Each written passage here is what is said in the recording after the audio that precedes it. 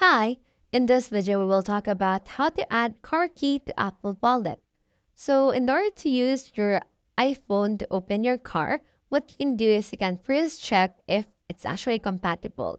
So if your car supports Apple Car Key feature, you can actually have it if your car is BMW, Hyundai, Kia, Genesis, and others.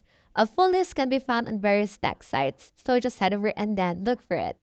Now, just download the car manufacturer's app. Like, for example, if your actual car is Hyundai, just download the Hyundai app right around here.